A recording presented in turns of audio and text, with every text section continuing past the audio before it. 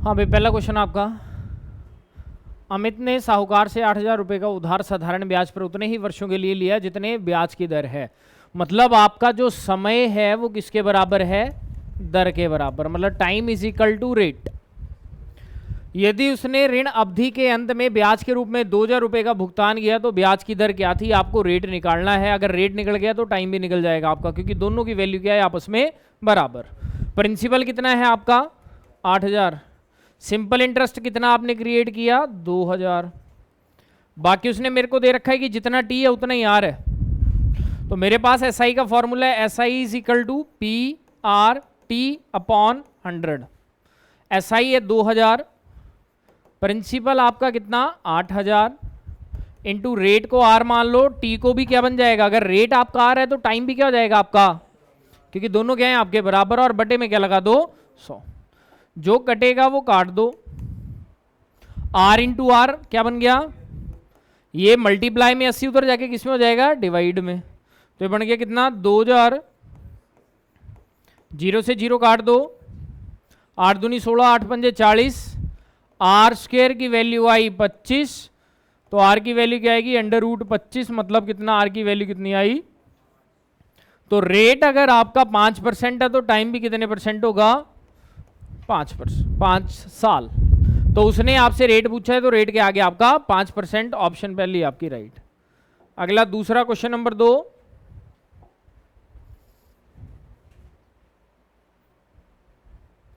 दूसरे क्वेश्चन में ईशान 10% के लाभ पर दीपक को एक वस्तु बेचता है। दीपक इसे 20% के लाभ पर निहाल को बेचता है। यदि निहाल उस वस्तु के लिए 792 रुपये का भुगतान करता है तो ईशान को कितना खर्चा करना पड़ा, या कितना खर्च करना पड़ा? देखो भाई, आपको पहले बताया था, जब भी ये सक्सेसिव चेन चले, लगातार चेन चले, एक ने खरीदा, दूसरे को बेचा, दूसरे ने तीसरा, तीसरे ने चौथा, चौथे ने पांचवा, इसमें मैंने आपको एक ही फॉर्मूला बताया था। जब भी आपका सक्सेसिव चेन चले तो एक ही फॉर्मूला होगा, कौन सा? एसपी बराबर है CP multiply 100 plus minus profit loss upon 100। ऐसे ही चेन चलती जाएगी तो जितने मर्जी प्रॉफिट लॉस हो सकते हैं आपके। अगर आपका क्वेश्चन में उसने पहली बारी में रेट दे रखा है या पहले व्यक्ति का रेट दे रखा है तो वो आप सीपी लेके चलोगे, और अगर लास्ट में दे के रखा है तो आप क्या मान के चलोगे? उसे एसपी।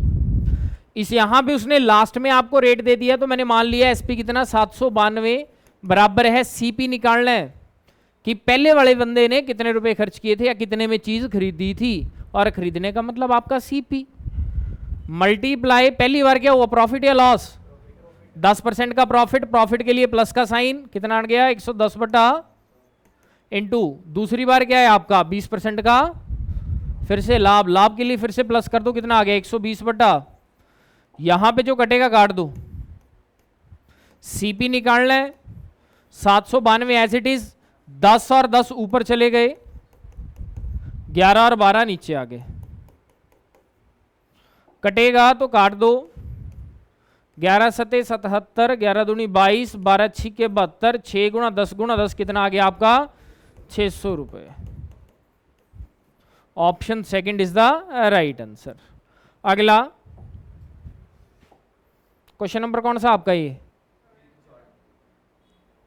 थर्ड।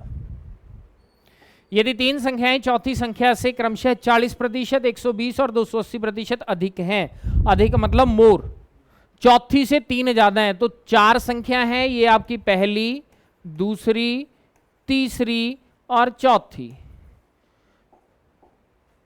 3 संख्याएं चौथी से ज्यादा है, तो चौथी मैंने क्या मान ली? अगर तो पहली क्या जाएगी?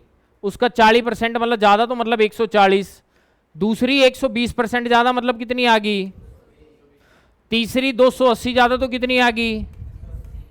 100 में जोड़ते जाओ। अगर ज्यादा अधिक बोला, कम बोला होता तो माइनस कर देते आप। रेशो में रख दो, क्योंकि रेशो पूछा है। रेशो में रखने के बाद जो कटेगा वो काट दो। 2 पंजे 10, 19 दूना 38, 2 11 22, 2 सत्ते 14। क्या पूछा उसने आपसे? पहले 3 का रेशियो क्या आया? 7:11:19। Option first. अगला चौथा क्वेश्चन आपका मिक्सचर एंड एलिगेशन का क्वेश्चन है। 60 लीटर के मिश्रण में ओवरऑल मिश्रण कितने लीटर का? आपका 60।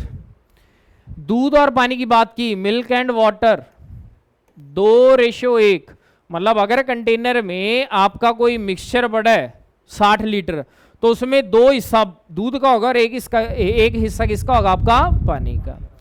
तो उसने बोला कि पानी मिलाया जाना चाहिए और कितना की रेशो 1:2 हो जाए, उल्टी हो जाए मतलब। तो क्या कर दो, ओवरऑल आपका मिक्सचर कितना है 60 का, 60 में से दूध कितना आपका, कितने में से, तो यहां से दूध की मात्रा निकाल लो कितनी है, 40 लीटर दूध आ गया। अगर 60 में से 40 लीटर दूध आपका, तो पानी कितने लीटर है आपका, 60 में से 20 गया, 60 में से 40 गया 20। अब उसने बोला कि दूध और पानी का रेशो आपको कितना चाहिए, 1:2। दूध कितना था आपका 40, पानी कितना है, तो बोला पानी कितना और मिलाऊं, और मिलाने का मतलब प्लस, कि पानी में और कितना ऐड करूं कि रेशो क्या बन जाए 1/2। क्रॉस 40 दूना 80 बराबर है 20 + x, और यहां से आपके x की वैल्यू क्या आएगी, 80 - 20 मतलब x की वैल्यू कितनी आई, 60 लीटर।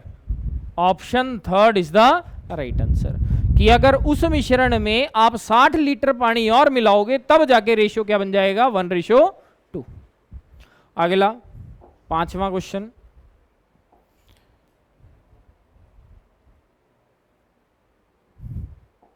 रेलगाड़ी की बात की भाई, एक है या दो है, 2 रेलगाड़ियां, एक दूसरे के विपरीत दिशा में या एक ही दिशा में, कहां लिखा है, लास्ट में लिखा है समान दिशा में आगे बढ़ रही हैं। तो पहली ट्रेन भी इसी डायरेक्शन में है, दूसरी भी इसी डायरेक्शन में आएगी, और जब दोनों सेम डायरेक्शन में होंगी तो चालें क्या हो जाती हैं आपकी, माइनस, स्पीड माइनस हो जाएगी। पहली ट्रेन जो थी वो कितने मीटर लंबी है आपकी, 500, और दूसरी ट्रेन भी कितने मीटर लंबी है आपकी, दोनों की अगर लंबाइयां हैं तो दोनों को जोड़ दो, कितना आगे 750। दोनों की अगर लंबाइयां दे रखी हैं तो दूरी क्या आ जाएगी आपकी, हमेशा जोड़नी है दूरी। अब पहली गाड़ी की चाल कितनी है 60 किलोमीटर पर आवर, दूसरे की 75 किलोमीटर पर आवर। अब दोनों एक दिशा में है तो हमेशा ही चालों को क्या बताया मैंने, आपको क्या करो, और माइनस करोगे तो कितना आएगा, ये क्या आ गई आपकी चाल। यहां से क्या निकाल लो आप, समय बराबर है दूरी बटा, लेकिन यहां ध्यान देना दूरी किसमें है आपकी और चाल किसमें है, तो पहले इकाइयां बराबर करना, और इकाइयां बराबर करने के लिए क्या कर दो, या तो किलोमीटर पर आवर को मीटर पर सेकंड में बदलो या दूरी को किलोमीटर में बदल दो। मैं क्या करूंगा, चाल को बदलूंगा, तो चाल किलोमीटर पर आवर से मीटर पर सेकंड में बदलने के लिए 3 6 18, 3 5 15, कितना है आपका ये 25/6 मीटर पर second.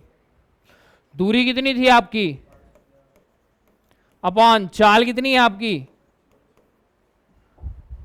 1250 as it is, divide changes to multiply, और 25/6 का क्या बन गया, 25 एकम 25, 25 पंजे और 0 की 0, 50 × 6, आंसर क्या है आपका 300 सेकेंड्स।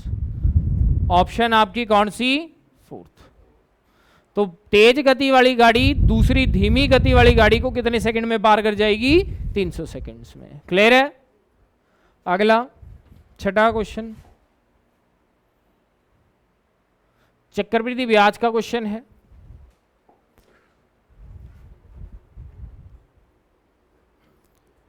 आपके पास रेट उसने दे रखा है कितना, 20% वार्षिक, लेकिन उसने बोला है रेट वार्षिक, लेकिन आपने जब वो लोन लिया तो किस ब्याज पे लिया, अर्धवार्षिक, हाफ ईयरली, मतलब 6 महीने की एक किस्त दोगे आप। अगर 6 महीने की एक किस्त दोगे तो इसका मतलब क्या है, आपका रेट को आप डिवाइड बाय 2 करोगे और टाइम का क्या कर दोगे, ट्वाइस। प्रिंसिपल कितना था आपका, लगा दो formula, amount is equal to principal into 1 plus rate का आधा कर दो, कितना आ जाएगा। और टाइम जहां नहीं दिया है वहां मतलब 1 वर्ष, लेकिन अर्धवार्षिक है तो टाइम कितना आ गया आपका, रेट का आधा टाइम का 2 गुना। 25,000 गुणा 10 से कम 10 से 11, 11/10 गुणा 11/2 से 2 जीरो काट दो, 250 गुणा 11 11 ये 121, 25 से कम 25, 25 गुणा 50 कितना 30,250। ये आपका मिश्रधन आया। और जब आप अमाउंट में से प्रिंसिपल माइनस करते हो तो क्या था आपका, चक्रवृद्धि ब्याज। अमाउंट था आपका कितना 30,250, इसमें से माइनस कर दो, आंसर कितना आएगा 5,250 रुपये। ये क्या है आपका CI। अगला मेंसुरेशन का क्वेश्चन।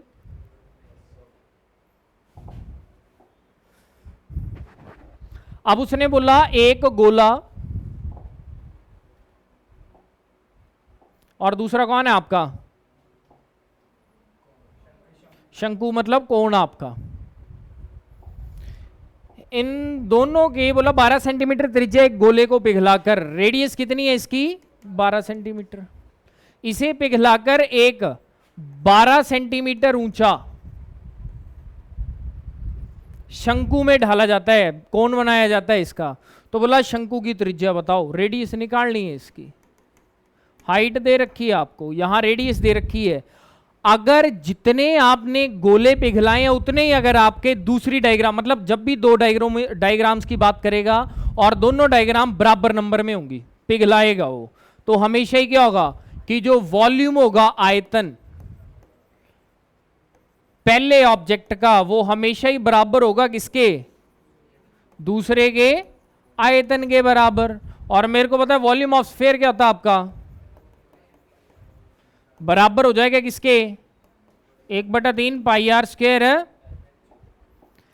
अब देखो यहां से 3 से 3 डायरेक्ट काट दो, इक्वल टू में है, पाई से पाई कट गया, क्या बना 4 गुना आर की वैल्यू 12 गुना 12 गुना 12, आर स्क्वायर वैसे रहने दो, एच की वैल्यू कितनी थी 12, 12 से 1 12 कट गया, आर स्क्वायर की वैल्यू क्या आई 4 गुना 12 गुना 12। देखो स्क्वायर रूट करने की जरूरत नहीं है, पेयर बना दो 12 12 का, 1 12 बाहर निकल गया और 4 का मतलब 2,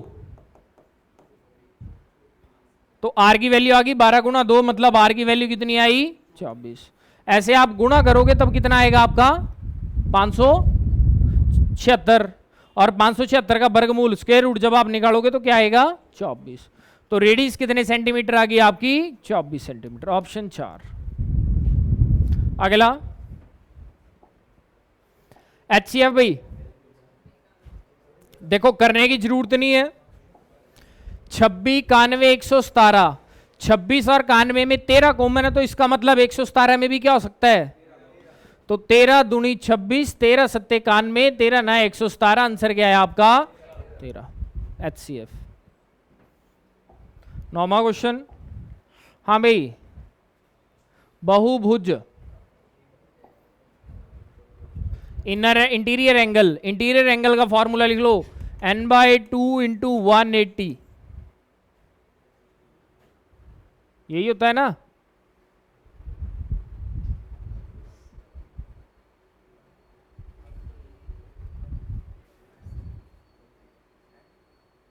यही होता, क्या फॉर्मूला होता है इसका,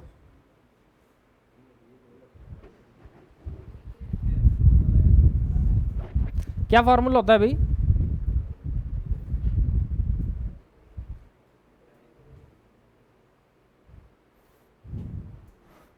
फॉर्मूला लिख लो n-2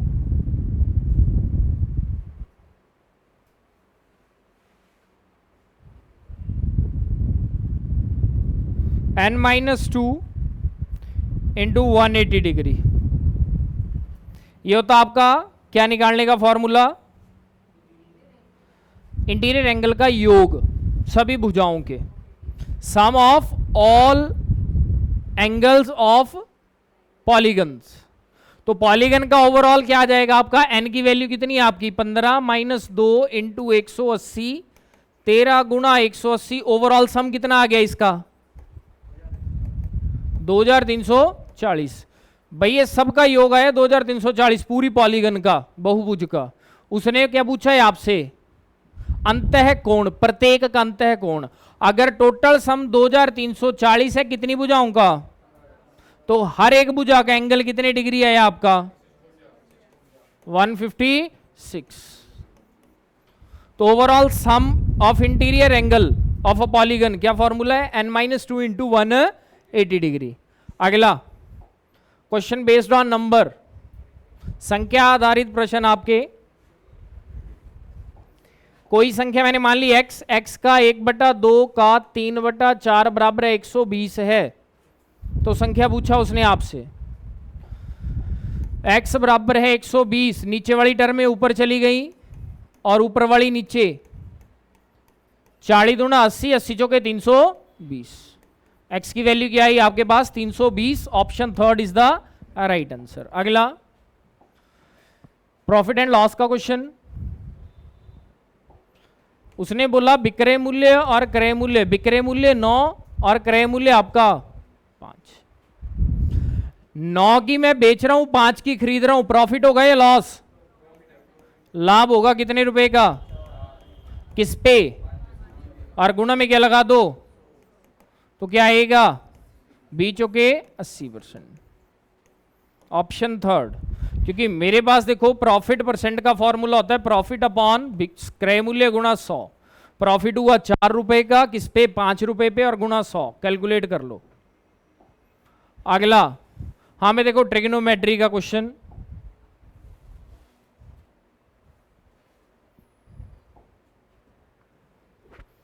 उसने बोल दिया कि tan theta plus cot theta is equal to कितना आपका √3।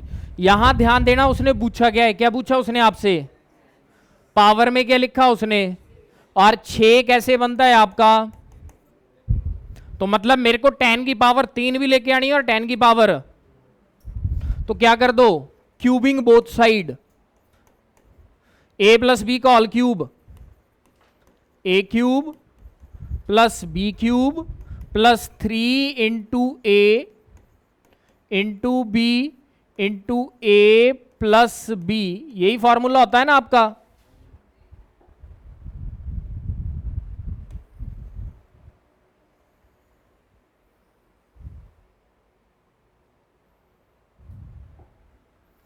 इंटू ए प्लस बी, तो ये बन गया आपका tan cube theta plus cot cube theta plus 3 tan theta cot theta into, मेरे पास पहले ही दे रखा है कि tan theta plus cot theta किसके बराबर है, भर दो √3, और बराबर है दूसरी साइड का क्या था आपका क्यूब।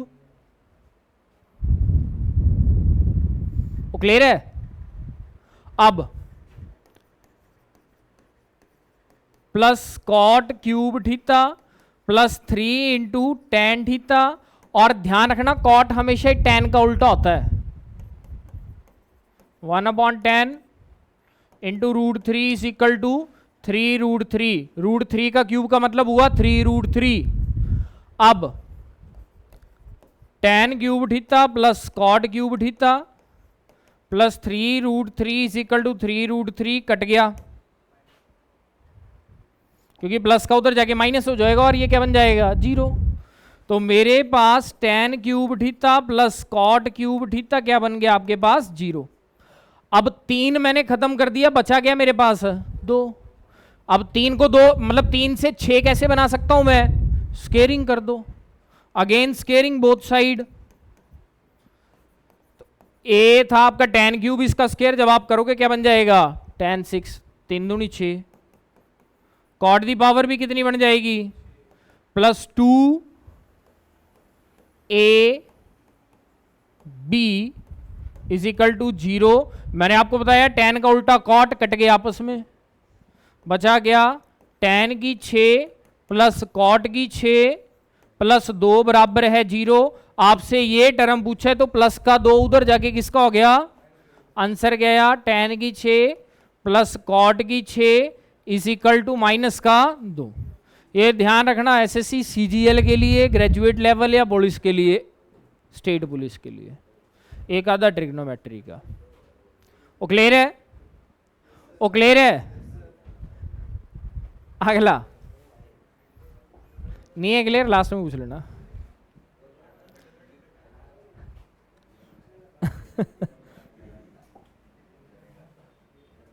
हाँ मैं देखो बोट एंड स्ट्रीम,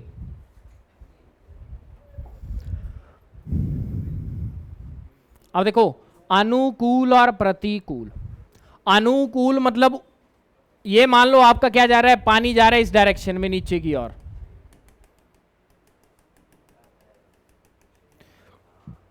ये आपका पानी जा रहा है नीचे की ओर, ठीक है। अब धारा जा रही है नीचे की ओर, तो इसका अनुकूल होगा जो बोट होगी आपकी, जो आपकी ये बोट होगी ये भी किस ओर जाएगी, इसी ओर। तो क्या बन गया ये अनुकूल, डाउन स्ट्रीम बोलते हैं इंग्लिश में। और अगर धारा नीचे की ओर है, आप अपनी नाव को ऊपर की ओर लेके आ रहे हो, तो क्या ये आपका प्रतिकूल, मतलब अपवार्ड या अपस्ट्रीम। तो मैंने मान लिया धारा की दिशा में जो चाल है वो डी, और धारा के विपरीत क्या मान ली मैंने, यू। मतलब डी का मतलब डाउनस्ट्रीम, यू का मतलब अपस्ट्रीम। टाइम 3 घंटे 16 बटा अनुकूल जा रही है, मतलब डाउनस्ट्रीम, प्लस प्रतिकूल मतलब अपस्ट्रीम।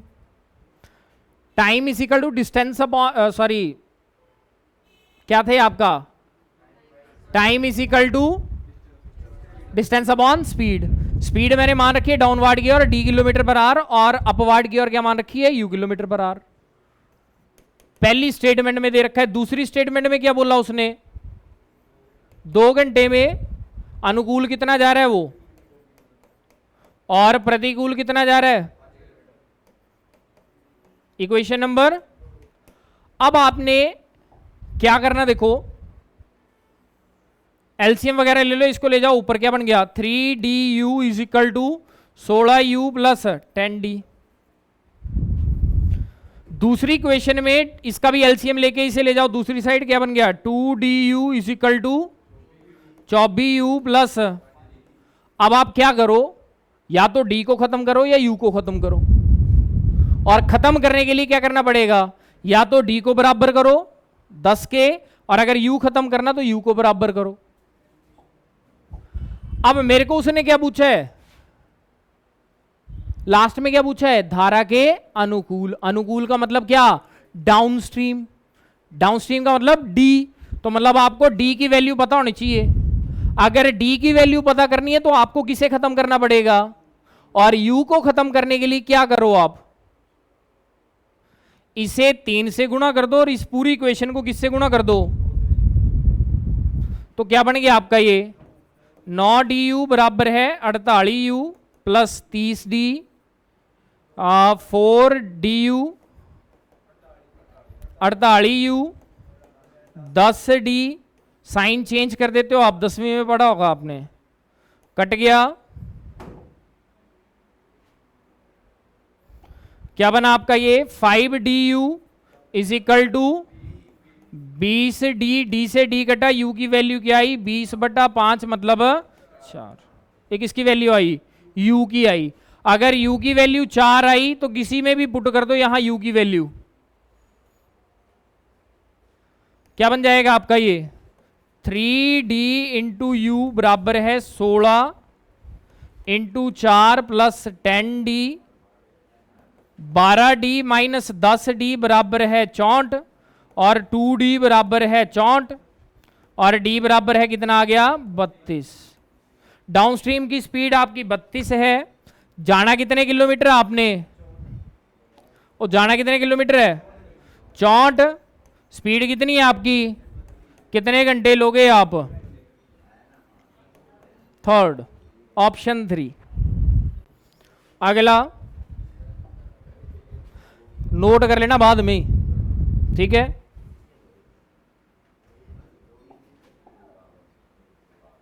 हाँ भाई परसेंटेज का क्वेश्चन बोट का,